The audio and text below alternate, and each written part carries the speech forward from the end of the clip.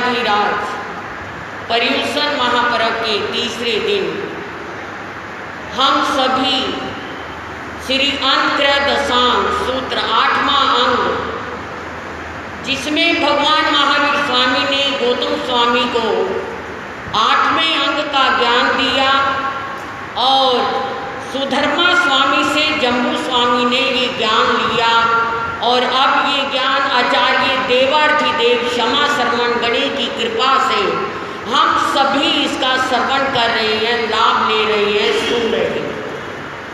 पर्वाधिराज पर्युषण पर्व के दिनों में अंतत्रयदशांग सूत्र के 8 वर्ग हैं और 8 दिनों में इन्हें किया जाता है और कल्प सूत्र दोपहर में, जिसमें 10 कल्पों का वर्णन है, वो दिया जाता है विदुषी साध्वी श्री संबोधि श्री जी महाराज के द्वारा। आज तीसरे दिन, क्योंकि पहले दिन हमने क्या किया था, इंडिपेंडेंट डे पर कुछ रखा था, इंस्पेक्शन डे, सुजेशन डे, और दूसरे दिन हमने रखा था इंस्पेक्शन डे, स्वयं को अच्छी तरह से कैसे जानना और किस प्रकार से नियंत्रण में करना। आज तीसरा दिन है, तीसरे दिन हमने करेक्शन डे रखना, करेक्शन डे, अपनी गलतियों का कैसे करेक्शन करना, कैसे उन गलतियों को ठीक करना, क्योंकि इंसान गलतियों का पुतला है। आपसे गलती हो ऐसी बात नहीं, हमसे भी गलती हो जाती है। बड़े बड़े आचार्य, उपाध्याय और ज्ञानी कहलाने वालों से भी क्या हो जाती है, गलती हो जाती है। गलती करना अलग चीज है और गलती करके संभल जाना वो दूसरी। जो कभी गलती नहीं करता, जो कभी गलती नहीं करता, उसे भगवान कहते हैं। एक भगवान ही होगा, सर्वज्ञ ही होगा, जिनके द्वारा कभी गलती, जो कभी गलती नहीं करता उसे भगवान कहते हैं। करे गलती और स्वीकारे, करे गलती और स्वीकारे, उसे इंसान कहते हैं। इंसान से गलती हो जाती है, पर क्या कहे, प्लीज एक्सक्यूज मी, मुझे क्षमा करो, हो गई गलती, अनजान से हो गई, जानबूझकर मैं कभी ऐसी गलती नहीं करता। पर्वाधिराज पर्युषण उन्हीं गलतियों की कि हमें क्या है, बचाने के लिए आते हैं। जो कभी गलती नहीं करता उसे भगवान कहते हैं, करे गलती और स्वीकारे, उसे इंसान कहते हैं। न अपनी गलती पहचाने, ना अपनी गलती पहचाने, उसे हैवान कहते हैं। न अपनी गलती पहचाने, उसे हैवान कहते हैं। करे गलती नहीं माने, करे गलती नहीं माने, उस हैवान के बाबा को पाकिस्तान कहते। वो तो गलती भी करे और क्या है, गलती पे गलती, गलती पे गलती और स्वीकार करने को भी तैयार ना हो, तो वो तो हैवान नहीं, वो तो शैतान हो जाए। तो आओ, जब एक टीचर भी आता है स्टूडेंट्स के पास, तो वो भी हर विद्यार्थी से क्या देता है कि ये लिखो, और उसके बाद अगर विद्यार्थियों की गलती आती है तो वो क्या कहता है कि इन गलतियों को क्या करके दो, मुझे पूर्याप्त करके दो। देखो कहाँ कहाँ गलती करी है। तो एक सुसाधु, एक सुगुरु आप सबको ये कहता है कि जीवन या जीवन में हम सभी विद्यार्थी हैं, स्टूडेंट हैं, और विद्यार्थी स्टूडेंट होने के कारण हमसे कहीं ना कहीं गलती हो जाती है। पर उस गलती का पर्वाधिराज पर्युषण के दिनों में करेक्शन करना, ठीक करना, ये हमारा क्या बनता है, कर्तव्य बनता है, कर्तव्य बनता है। और वो गलती कब ठीक होगी? जब हमारे पास ज्ञान होगा। इन 8 दिनों में 8 कर्मों से हमने विमुक्त होना है। 4 कर्म हमारे अलग हैं, हमने घाती 4 कर्मों से विमुक्त होना है। यानी घाती का मतलब जो आत्मा की प्रतिपल हर पल हर समय घात कर रहे हैं, उसको कहते हैं घाती कर्म। ज्ञानावर्णीय कर्म, दर्शनावर्णीय कर्म, मोहिनीय कर्म और अंतराय कर्म। धन्यवाद। अंतराय कर्म। जब तक ये 4 कर्म हैं तब तक हमें अपनी मंजिल नहीं मिल सकती। ज्ञान की दृष्टि से, अक्सर ज्ञान की दृष्टि से हम जितना मर्जी पढ़ जाएं, लिख जाएं, पीएचडी भी कर लें, डीलिट भी कर लें, बड़े बड़े प्रोफेसर, लेक्चरर, प्रिंसिपल भी बन जाएं और बड़े बड़े ज्ञानी भी बन जाएं, लेकिन अक्सर ज्ञान अलग है और ज्ञानावर्णीय कर्म से छूटना वो अलग है। कई बार अक्सर ज्ञान नहीं होता, फिर भी ज्ञानावर्णीय कर्म से हम अपने आप को क्या कर लेते हैं? अलग कर लेते हैं। और कई बार बड़े बड़े पढ़ लिख करके बहुत विद्वान बनकर भी हम अक्सर ज्ञान से तो परिपूर्ण हो जाते हैं, लेकिन ज्ञानावर्णीय कर्म से नहीं छूट पाते। और जब तक ज्ञानावर्णीय कर्म से नहीं छूट पाएंगे तब तक ज्ञानावर्णीय कर्म हम पर हावी रहेगा और अनादि काल से हावी है। ये पर्वाधिराज पर्युषण महापर्व उसी ज्ञानावर्णीय कर्म से अलग करने के लिए हमें प्रबोधित करते हैं, संबोधित करते हैं, जागृत करते हैं, जागरण देते हैं, अलर्ट करते हैं, सावधान करते हैं। जागो, जागो, देखो तुम कौन हो, जानो तुम कौन हो, समझो तुम कौन हो। एक बार सोचो तुम कौन हो, किस लिए आए हो, क्या करना है और यहाँ आकर आपसे क्या गलती हो गई है, क्या मिस्टेक हो गई है।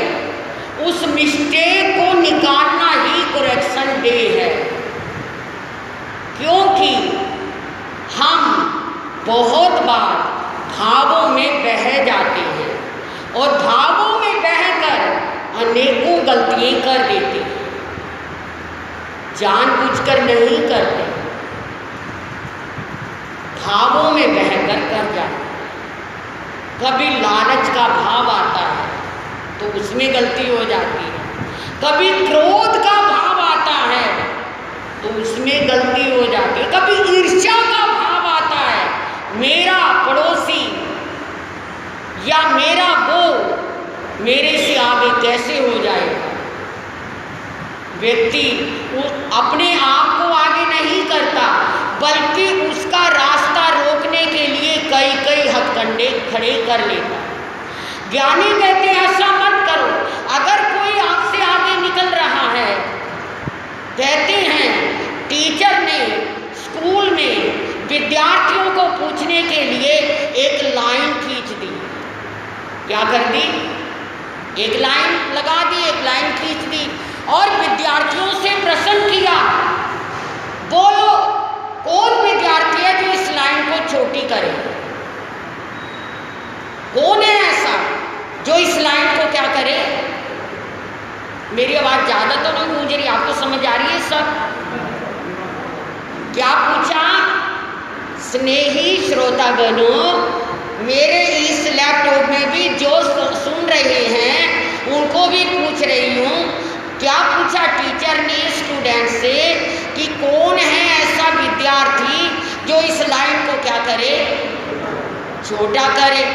अब बहुत सारे यानी ज़्यादा तादाद में तो ऐसे स्टूडेंट थे जो कहते कि इसको क्या करो, साफ कर दो, मिटा दो तो क्या हो जाएगी? छोटी हो जाएगी। पर नहीं, एक विद्यार्थी खड़ा हुआ और खड़ा होकर के उसने क्या किया, अध्यापक से नमन किया और उनसे वो स्लेटी ली और दूसरी एक और लंबी लाइन क्या कर दी, खींच दी। अब लंबी लाइन खींचने का मतलब क्या हुआ, ऊपर वाली लाइन अब उसको कुछ नहीं करना पड़ा, वो अपने आप क्या हो गई, छोटी हो गई।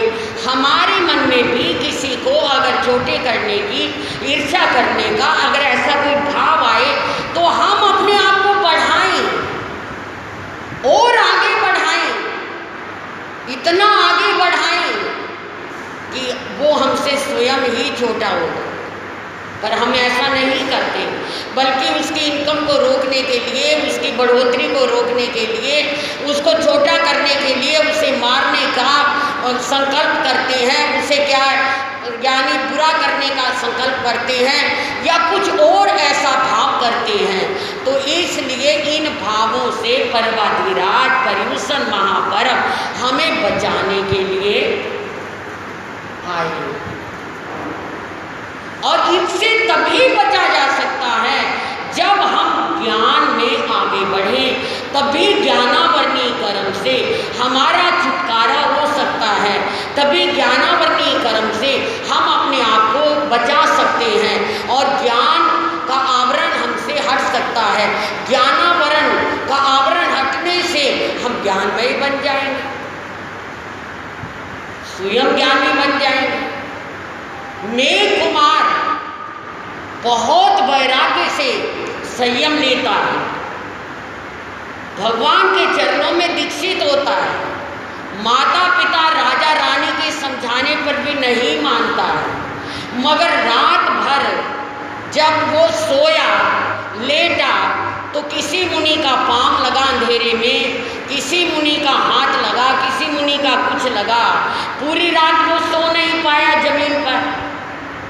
अब उसने सोचा पूरी जिंदगी ऐसे कैसे बिताऊंगा, बड़ा मुश्किल है।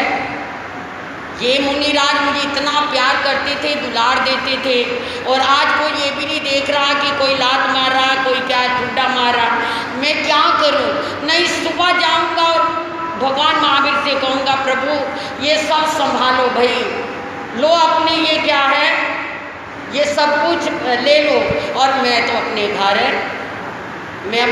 चलता हूँ, लेकिन जाऊंगा दर्शन करके भगवान के, क्योंकि भगवान तो ज्ञानी है, उन्हें तो सब कुछ पता है। अब सुबह जैसे ही वंदन नमन करने गया, अभी तक ज्ञान नहीं था, अभी तक तो प्रभाव में था, अभी तक तो शारीरिक मोह में था, अभी तक तो ये सोच रहा था कैसे सोऊंगा, कैसे रहूंगा, ये सब प्रभाव था, परिस्थिति थी, इनमें लगा हुआ था। पर जैसे भगवान के चरणों में नतमस्तक हुआ, भगवान ने एक ही आवाज़ लगाई, मेघ कुमार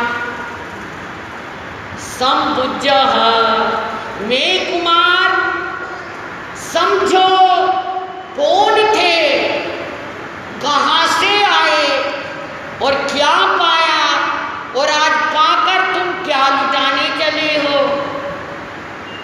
प्रभु क्या फरमा रहे हो, समझो मेघ कुमार समझो। क्या समझो? अरे मैं पूर्व जन्म में हाथी था, वन में आग लगी थी, ओ सारे हम पशु उस आग से बचने के लिए मेरे पास आए थे, मेरी हथनियाँ भी आई थी, बचाओ बचाओ, और मैंने अपने बल से सारे जंगल को साफ कर दिया था और सबको कहा बैठ जाओ, यहाँ पर आग, यहाँ पर बड़वानल नहीं आएगा, यहाँ दावानल नहीं आएगा, यहाँ दावानल कुछ नहीं कर पाएगा।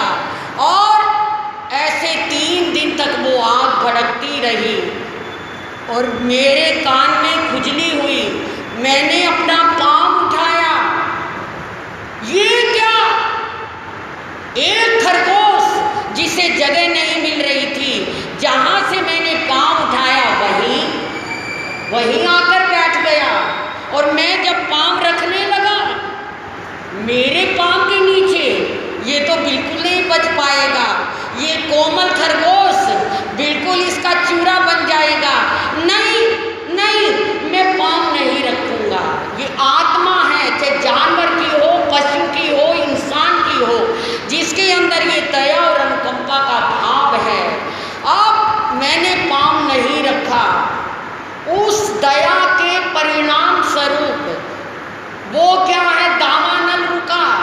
पक्षी चले गए, जानवर चले गए, मैंने जैसे ही पाँव रखा मेरा पाँव अकड़ गया, मैं धड़ाम से गिर गया और गिरते मेरे प्राण निकल गए। लेकिन मेरे भाव क्या थे? एक खरगोश को बचाने थे, उसकी रक्षा करने थे। उन भावों के कारण मैं क्या बना? मेघ कुमार बना, राजा पुत्र बना, सुख और भोग मुझे मिले, धन और वैभव मुझे मिला। और आज ये मनुष्य जीवन पाकर, ये सब कुछ सोच और समझ पाकर और मैं इतना गिर गया? नहीं, प्रभु के चरण थाम लिए। त्यागी वैरागी में मन समझाया, त्यागी वैरागी में मन समझाया, मन समझाया में मुड़ घर नहीं आया हो। त्यागी वैरागी में दिल समझाया, त्यागी वैरागी में मन समझाया। गिरते हैं, विचार गिरते हैं, भाव गिरते हैं। विचार और भावनाओं के गिरने से ज्ञानी वही है जो इन्हें संभाल लेता है, जो इन्हें जान लेता है, वो ज्ञानी है। संभल कर बैठना जलवा मोहब्बत का देखने वाला, संभल कर बैठना जलवा मोहब्बत का देखने वाले। तमाशा खुद ना बन जाना, तमाशा देखने वाले। बस इतना ज्ञान आया, ज्ञान आया, जाग गए। ये ज्ञानावरणीय कर्म को हटाने का आवरण है। आवरण ऐसे ही हट सकता है। कैसे हटे और कैसे हम में संकित का उदय आए? ये दर्शनावरणीय कर्म श्रद्धा है, श्रद्धा है, हमारा फेत है, हमारा विश्वास है। और जब श्रद्धा ही डगमगा जाती है तो फिर ज्ञान भी क्या करेगा? श्रद्धावान लभते ज्ञानम, गीता में आया है, श्रद्धावान लभते ज्ञानम। कहते हैं श्री कृष्ण, जो श्रद्धावान होता है वही ज्ञान को पाता है। जो श्रद्धा नहीं होगी तो ज्ञान को, सच्ची श्रद्धा सच्चा चरित्र, सच्चा होवे ज्ञान, उसी को मिलते हैं भगवान, उसी को मिलते हैं भगवान। अरे चांद सा निर्मल, फूल सा कोमल, उज्ज्वल सूर्य समान, उसी को मिलते हैं भगवान। उस श्रोतागणों, उसी को मिलते हैं भगवान। ईश्वर मिले न गंगा नहाए, ईश्वर मिले न तीरथ जाए, ईश्वर मिले न राख लगाए, ईश्वर मिले न धून रमाए। कैसे मिलेंगे? कैसे मिलेंगे? सुने, भक्ति तीरथ हो, भक्ति का भक्ति तीरथ हो, ज्ञान का जल हो, सदाचार स्नान, उसी को मिलते हैं भगवान, उसी को मिलते हैं भगवान। डसे न जिसको क्रोध का काला, पिए नहीं जो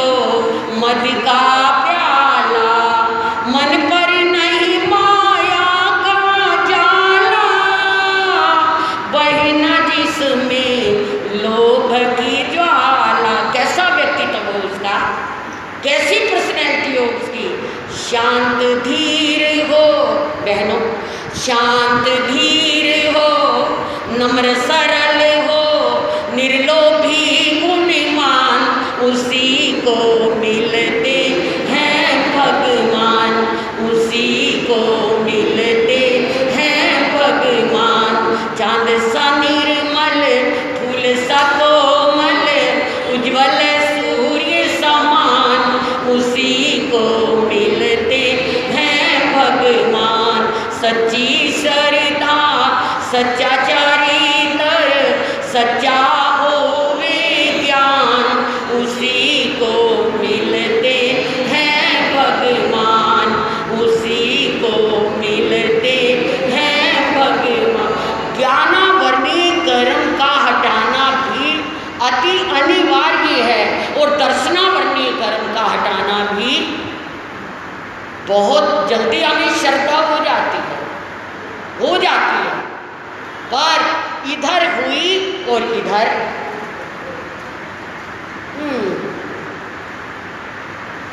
खामखा कुछ नहीं, होगी ना श्रद्धा खराब। इतनी बात से क्या हो गई, जो आकर चली जाए वो दृढ़ श्रद्धा नहीं होती। दृढ़ श्रद्धा कब होती है, कैसे होती है? जैसे कृष्ण महाराज की थी, जैसे महाराजा श्रेणी की थी। इसे हम क्या कहेंगे? दृढ़ श्रद्धा या सम्यक दर्शन कहेंगे।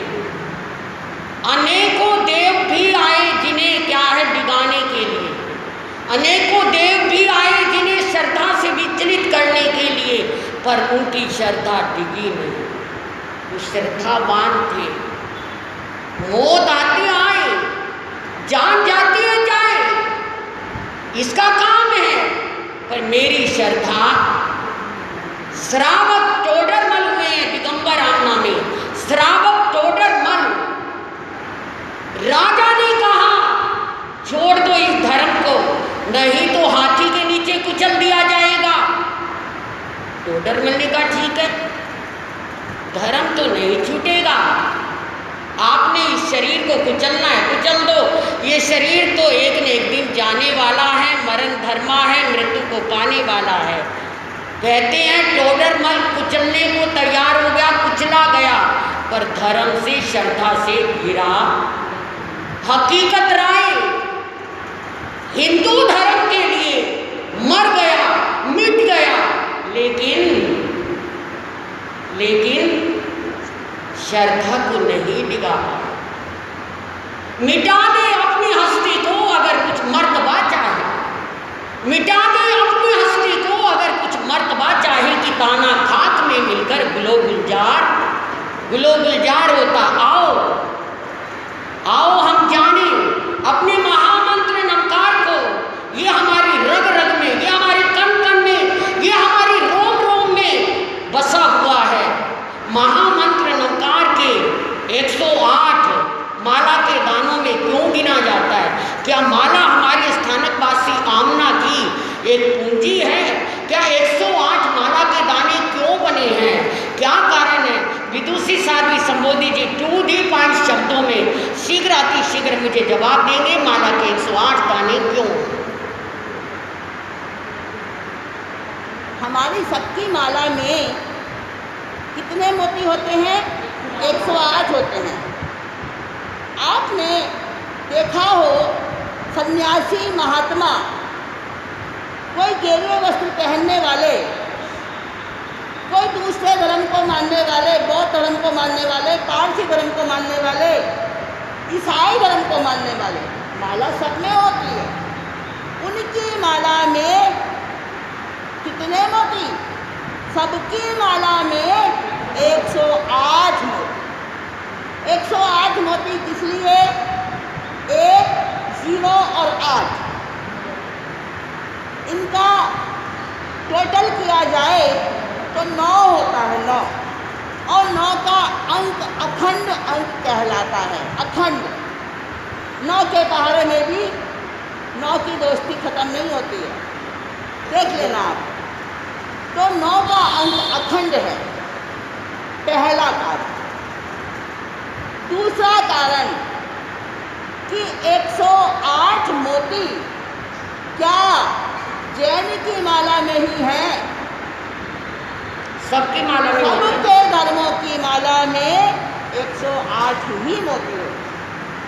हमारा काम पड़ा दक्षिण भारत जाने का, हिमाचल में गए, जहाँ जहाँ भी हम गए, जो धर्मानुयायी हमारे संपर्क में आए, सबकी माला में 108 मोती। क्यों? वाई जैन की माला में 108 मोती। आप फट से बता दोगे क्यों होते हैं 108 मोती? हाँ, बिल्कुल ठीक जवाब दिया आपने। हरिहंतों के 12, सिद्धों के 8, आचार्यों के 36, उपाध्यायों के 27, नहीं उपाध्यायों के 25 और साधुओं के 27। ये गुण कितने हो गए?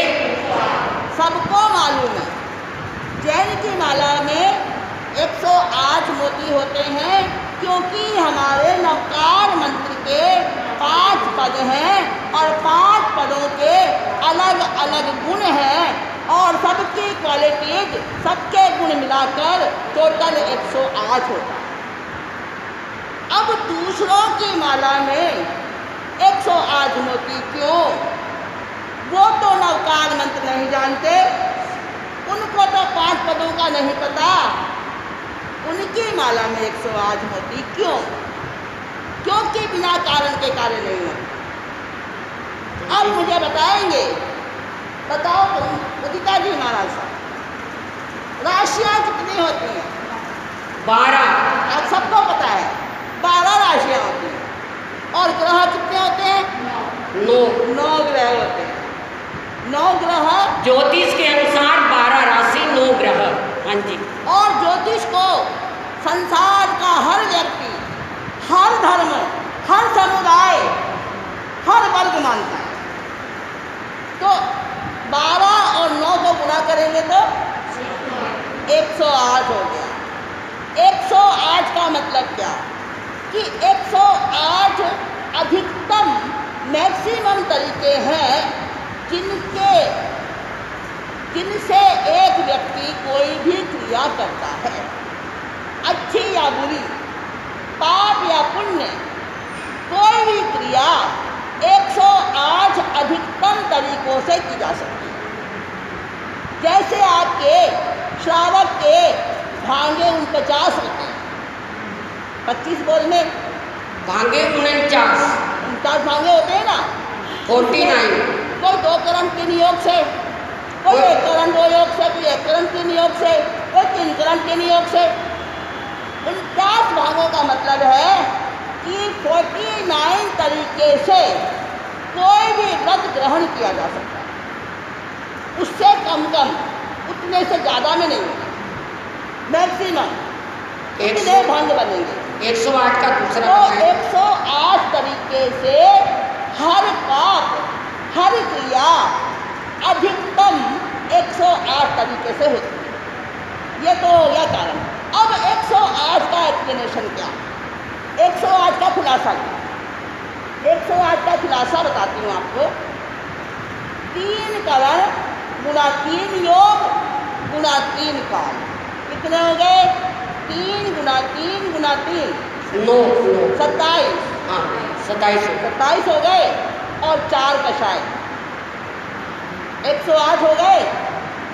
कोई भी कार्य या तो खुद करता है या दूसरे से कराता है या करने वाले का अनुमोदन करता है। ये हो गए 3 करण। मन से होता है, वचन से होता है, कोई काया से या काया से होता है। ये हो गए 3 योग, भूतकाल में, वर्तमान काल में, भविष्य काल में। ये हो गए 3 काल। और क्रोध से होता है, मान से होता है, माया से होता है, लोभ से। ये 4। अगर इन 4 को राग और द्वेष कर दें, 4 हटा के 2 कर दें, तो 3 गुणा 3 गुणा 3 27 हो गए, गुणा 2 राग और द्वेष, और गुणा स्व और पर, अपने लिए पाप करता है और दूसरे के लिए पाप करता है। 108 108 और भी 108 तरीके। 108 तरीके से अलग अलग तरीके 108 के अलग अलग इसके जो विकल्प बनते हैं, इसके अल्टरनेटिव बनते हैं, 108 बनते हैं। कोई भी क्रिया 108 तरीके से की जा सकती है और उससे कम नहीं। आगे बोलो क्या? हाँ, हर क्रिया हम 108 तरीके से करते हैं, इसलिए हर मोती पर हमें ये ध्यान रहे और 108 मोती। इस वजह से सनातन धर्म में 108 माला के मंत्र क्यों? सनातन धर्म में भी 108 माला मोती होते हैं। क्यों? देखिए, सनातन धर्म का मूल मंत्र है राम राम। बोलते हैं ना, आपस में मिलते हैं तो बोलते हैं जय जिनेंद्र, और बोला क्या बोलते हैं? राम राम। अब राम नाम में 108 हो जाते हैं। देखिए कैसे, क को 1 नंबर दे, ख को 2 नंबर दे, ग को 3 नंबर दे, ऐसे करते करते म पे आएगा 25, म पे आएगा 25 आएगा, और य र ल व 26, 27, 28, 29, यानी य पे आएगा, र पे आएगा 27, राम में र आया 27, रो को कितने अंक मिले? 27। आ की मात्रा, आ के बाद आ आता है, उसको मिले 2 अंक, 27 और 2, आगे आया म को मिले 25, कितने हो गए? 54, 54, 27 + 2 + 25, कितने हो गए? 54। एक राम में 54 और 2 राम में 108। वैदिक धर्म के, सनातन धर्म के हिसाब से भी 108, और उनके यहाँ 108 अवतार, और हमारे यहाँ भी 108 लक्षण बताए हैं महापुरुषों के। 108 का अंक बहुत प्रकार से पवित्र और बड़ा पावन बताया गया है। तो मेन कारण ये है 5 पद वाली बात, और दूसरों के लिए ये ज्योतिष वाली बात, ठीक है। और उसका खुलासा है 3 करण, 3 योग, 3 काल, 4 दशा। इन सबको करने से 108 आता है। और अनंतानुबंधी क्रोधमान माया भी कर सकते हैं उसको। 4 चौकड़ी होती है कषाय की, कई प्रकार से होता है ये, लेकिन इसका कारण है 108 का, बिना कारण के कुछ नहीं है। आज के प्रश्न, आज की नाना साहब के प्रवचन से मेरे दिमाग में प्रश्न उठा, और अभी हम चर्चा आपस में कर भी रहे थे।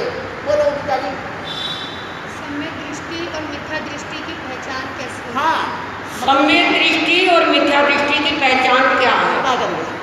कितना करिए? कल समय हो गया, कल हम इसी प्रश्न पर डिटेल में चर्चा करेंगे, सम्यक दृष्टि और मिथ्या दृष्टि।